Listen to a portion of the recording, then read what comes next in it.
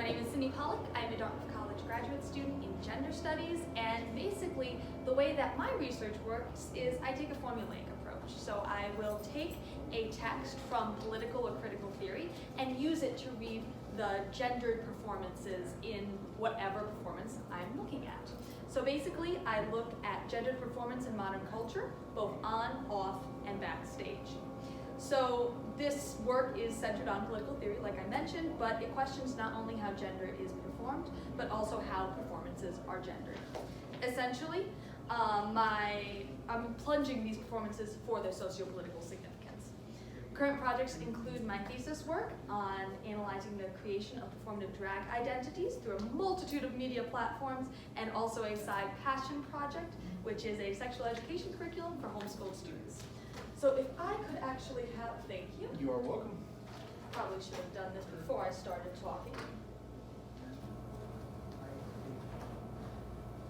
But it did work before, so it should hopefully work now. So today, I will be presenting on Sherman and Sasha, Abjection in Art.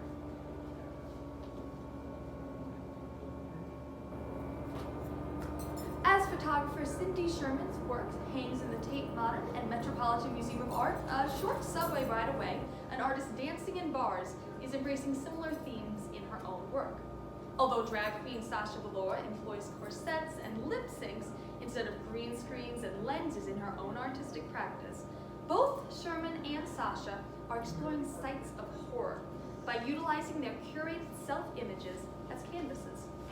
With an abundantly conceptual aesthetic, Velour embeds allusions and theoretical references in the various accoutrements of her performance. In a similar manner, Sherman is explicitly rendering scenes dense with meaning, utilizing herself as both model and photographer. But where the two artists converge is through their embrace of what theorists Laura Mulvey and Julia Kristeva defined as the abject and the uncanny. With their similar questioning of abject spaces, Sherman's photographs shed light onto the cultural work that Velour's performances are doing. So today, I'll first be outlining the theoretical background that these two performers are engaging with, then analyzing their artistic practice, and finally culminating in a breakdown of Sasha's Lady Gowan performance and one of Sherman's pieces, specifically the fairy tale collection. So I'm arguing that within this abject space, a site of horror is resurrected that highlights the mechanizations of this figure as an unclassifiable anomaly, a genre of being other than the human, or other than the masculine automatic. Through this process of defamiliarizing the image, both Sasha and Sherman force the viewer to wrestle with their own lines of demarcation for the human by introducing the uncanny. By operating within this site, Velour asks the viewer to consider where the human ends and the abject begins. Two brief notes before I go any further. If you are live tweeting this presentation, my Twitter is right there. This is the modern world that we live in. You can also access a full version of this talk, an accessible version on my website, cindypollock@wordpress.com. I'm on that graduate student budget, so no, we do not have an independent domain. And also my email is right underneath that if you have any further questions. Secondly, a brief note about pronouns. Out of drag, the performer, Sasha Velour, the performer Alexander, is gender nonconforming, uses they, them, she, her, and occasionally he, him pronouns. However, in drag, Sasha Velour is, and I quote, always she, her, hers. For the purpose of this presentation, I do use she, her, and on occasion they, them to refer to Sasha, just in order to not confuse which performer I'm referring to, because Cindy Sherman is a cis female. So, what Velour and Sherman are presenting are characters that defy singular categorization, and instead exist on a multitude of different analytical planes simultaneously. By gleaning elements from two ends of supposedly antithetical aesthetic entities, they're able to obliterate any opposability of diametric analysis. In Velour's case, this gleaning can be identified through every aspect of the performance, from her mug or face, which combines a unibrow with sparkly eyeshadow, to her costume choices. As a drag queen, her performance constantly calls attention to the impossibility of existing within the social construct of Western binary cis heteropatriarchy. However, it is both Sasha and Sherman's embrace of the abject figure within their mimetic renderings of normative femininity that deconstructs the abject co-production of woman at the core of Western cis heteropatriarchy. What Julia Kristeva and Laura Mulvey's respective cosmologies are arguing to get into that theoretical foundation is that the abject exists at that which is divorced from the subject and deemed undesirable by the dominant discourse of a given society. The abject is radically excluded and draws towards the place where meaning collapses. This distinction contains what disturbs identity, systems, order, and what does not respect boundaries, positions, or rules, according to Kristeva. This theorizing is derivative of Lacan's proposal of the subject as grounded in filth. As isolated from the subject, the abject is also not truly object, and instead can only be mapped in a position of liminality. And yes, I realize that psychoanalysis is passé at this point, however, it is absolutely essential for analyzing these two performers. In this space is located all that which society isolates as not of the, quote, self, as it disturbs the legitimizing foundations of the dominant discourse. Set outside the symbolic order, acknowledgement of the abject necessitates uncontrollable fear and revulsion, driving much of the inhuman subjugation of marginalized populations that modern societies are built on. Where one is able to demean another as completely separated from the self and instead abject, that self is able to justify their subjugation of this other. This separation and dehumanization then becomes a process of self-definition and a site of unfortunate identity formation. Due to her theoretical background in psychoanalysis, Marxism, and linguistics, Kristeva locates abjection as the foundational urge of identity formation in Western society. Building on Lacan's theorizing of the mirror stage in childhood, Kristeva defines this process as the separation from and subjugation of the mother figure under Western cis heteropatriarchy. This mirror stage is a transitional site at which the child separates itself from the mother and begins their own identity formation due to their recognition of the self. According to Mulvey, this moment is the birth of a long love affair, despair between image and self-image, which has found such intensity of expression in film and such joyous recognition in the cinema audience. This is important because of how both of these performers are utilizing their self-image and performative practice. Regurgitation of the recognition of self is the foundation of Mulvey's theorizing of gazing and performance, a process that of central importance to both Sasha and Sherman's respective work. So when I argue that Valori's staging through her work is a return to this mirror stage, with a decidedly different culminating modality. As Mulvey argues, audiences identify with the trifold male gaze employed by the typical Western performance under his cis heteropatriarchy. Now, although I am fairly confident most of us here are familiar with Mulvey's theory of the male gaze, it is mapped out up here, and I will just briefly go through that. According to Mulvey, eroticization of women on the screen comes about through the way that the cinema is structured around three explicitly male looks or gazes. The first is the gaze of the camera. Although technically neutral, this look is inherently voyeuristic and usually, quote, male, in the sense that a man is generally doing the filming. The second gaze is the look of the male within the narrative, which is structured so as to make women objects of their gaze and structured around those visual logics of cis heteronormative gazing and desire in the Western world. Finally, the third gaze is the look of the male spectator, which imitates or is necessarily in the same position as the first two looks. So these three looks together are collectively known as the male gaze that together creates the two contrary aspects, voyeurism and fetishism, of the pleasurable structure of looking in the conventional cinematic situation.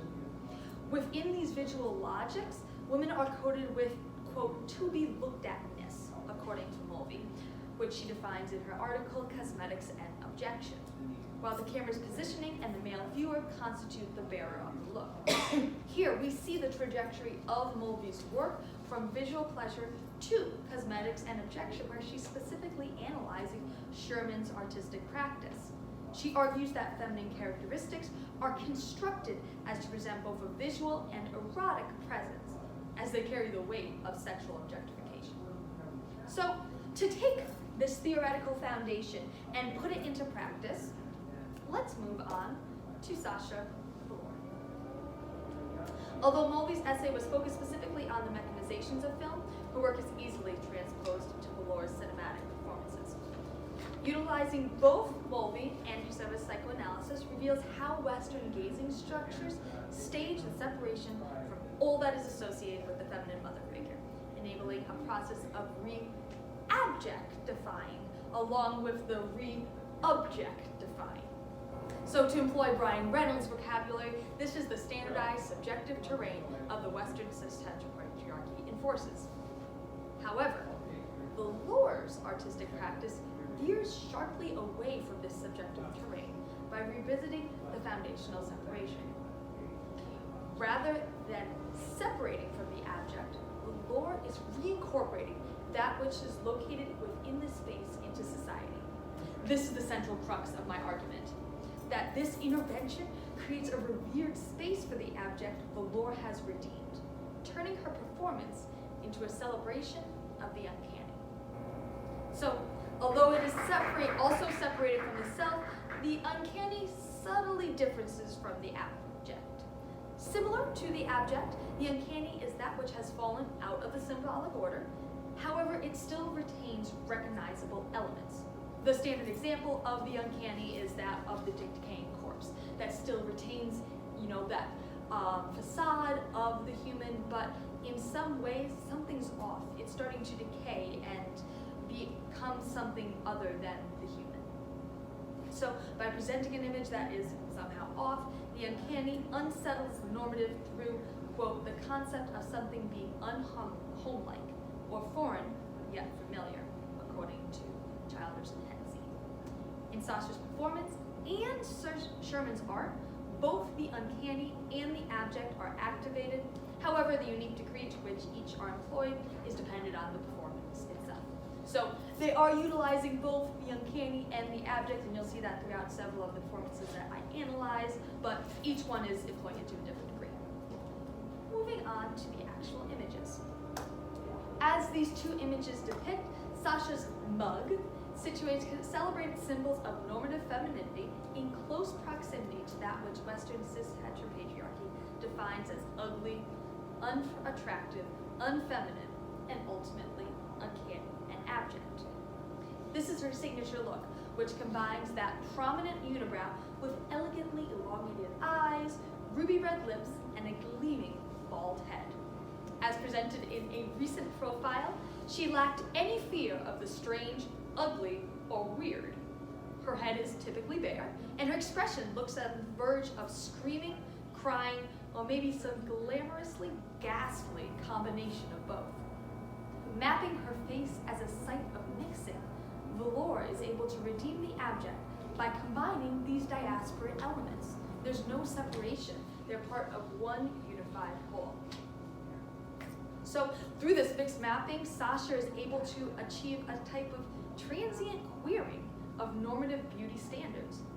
By placing this abject, the excessive, quote, unwanted body hair, along that which is codified as beautiful with the cosmetic in Western society, allows Valore to redeem the abject in a restaging of that mirror phase. So she's revisiting that site when normally these elements would have been separated from these self.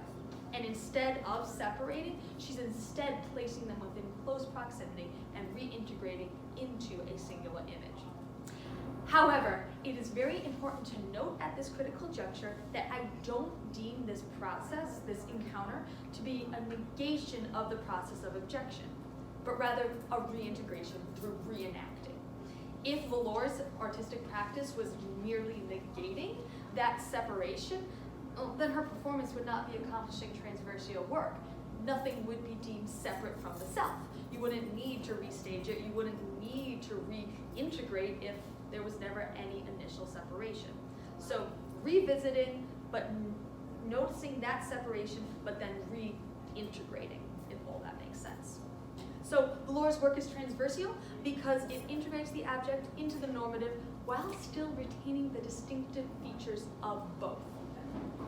This is where the uncanny is employed, as Valor's femininity is familiar, yet her central situating of the abject through body hair makes such beauty foreign for the normative feminine beauty standards.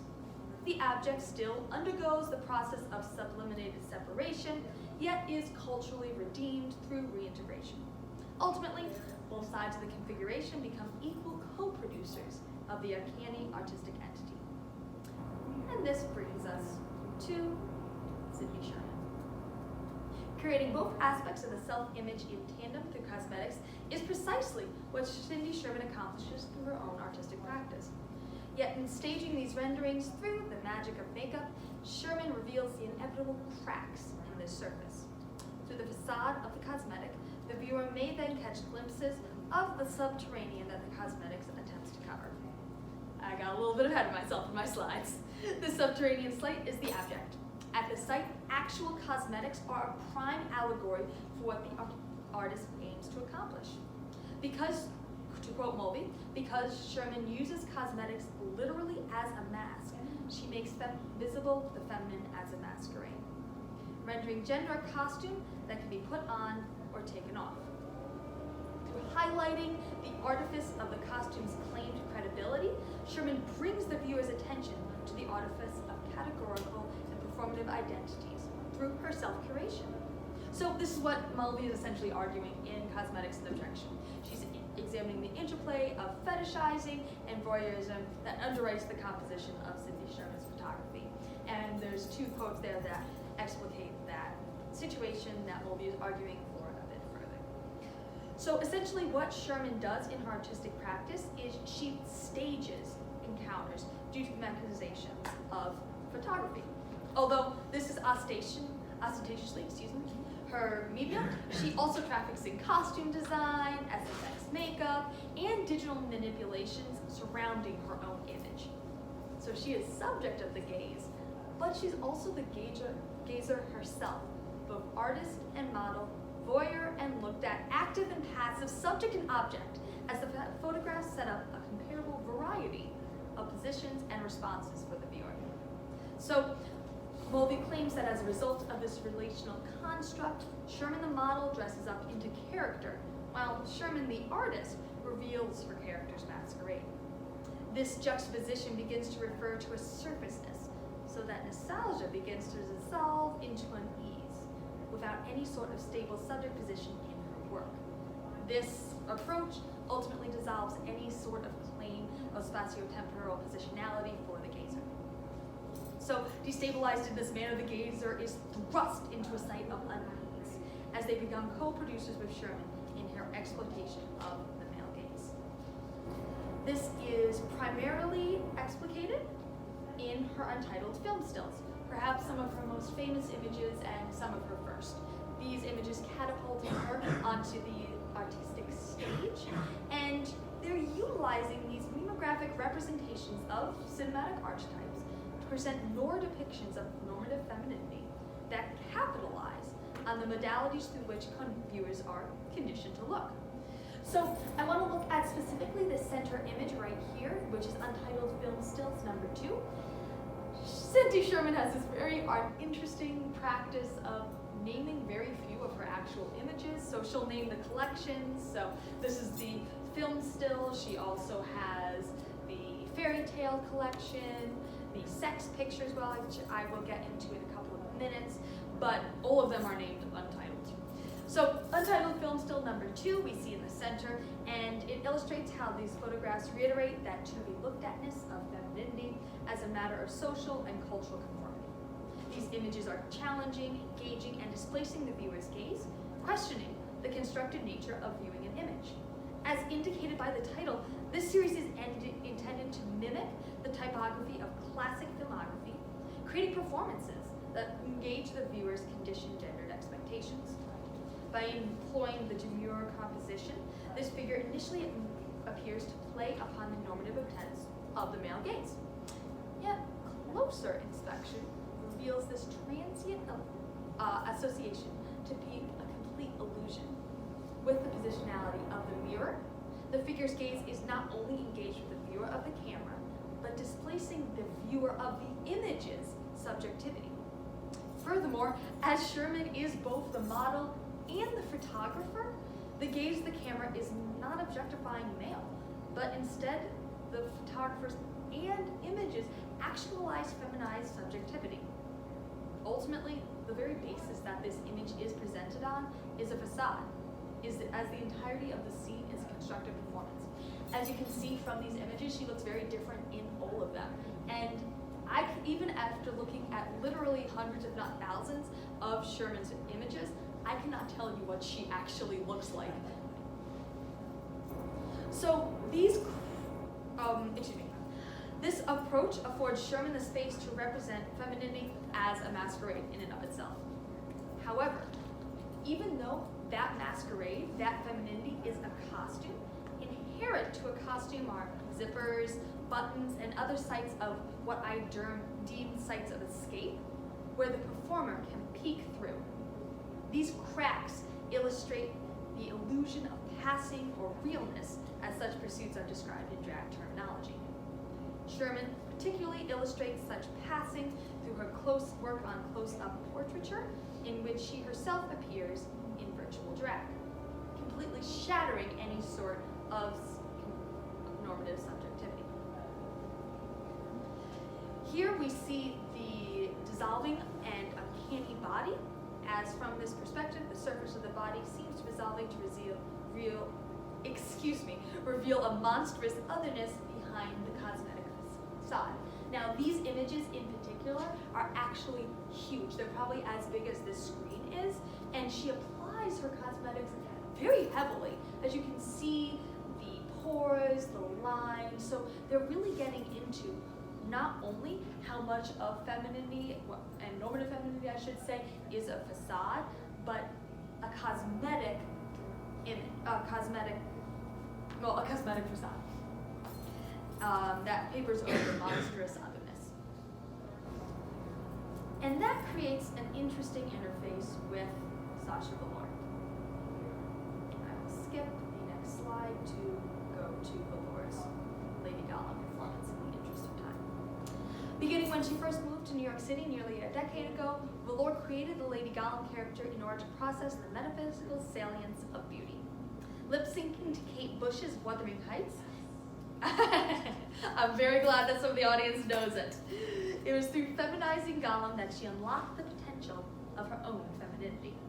Reflecting on the role, Velour stated that it helped me break away from an internalized idea about glamour and perfectness and beauty that probably had some internally femme-phobic things built into a very limited idea of what femininity can look like. Here I have actually a screenshot from the performance, which unfortunately, yes, is quite blurry, but hopefully that is clear enough that we can begin to analyze it again. So this piece begins with Sasha attired in typical lip-sync fashion, regurgitating sanctified modalities of normative femininity. This is typically communicated through a light pink satin negligee, paired with a feathery dressing gown in the same shade, which our audience can see, although I'm not sure if the panel can. So she pairs this with gloved hands and a platinum blonde Marilyn Monroe coiffure.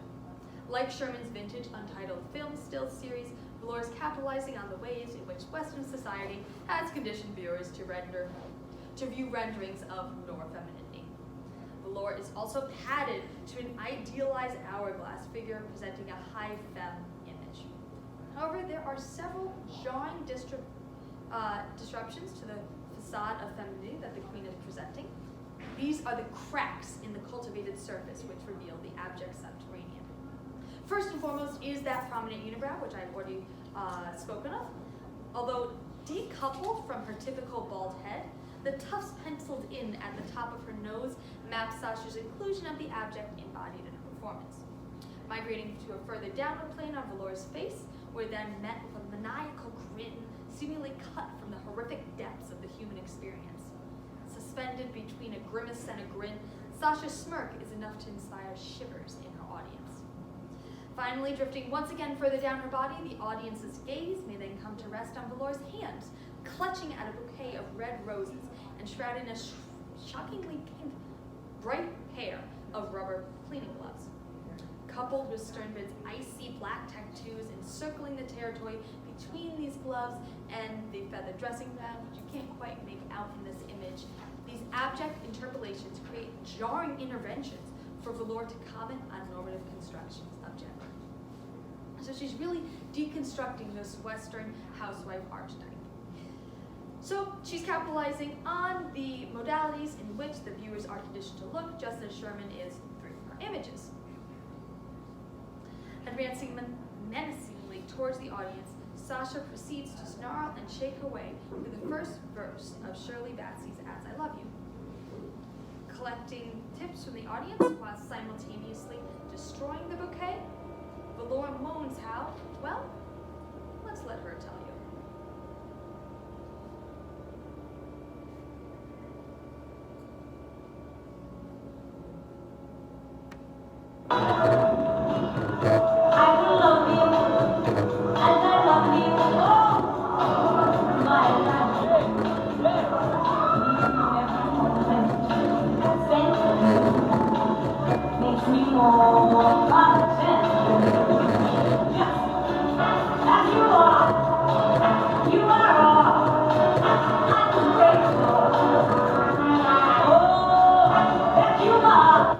So we see some elements of that archetype being disrupted, some elements of the uncanny there.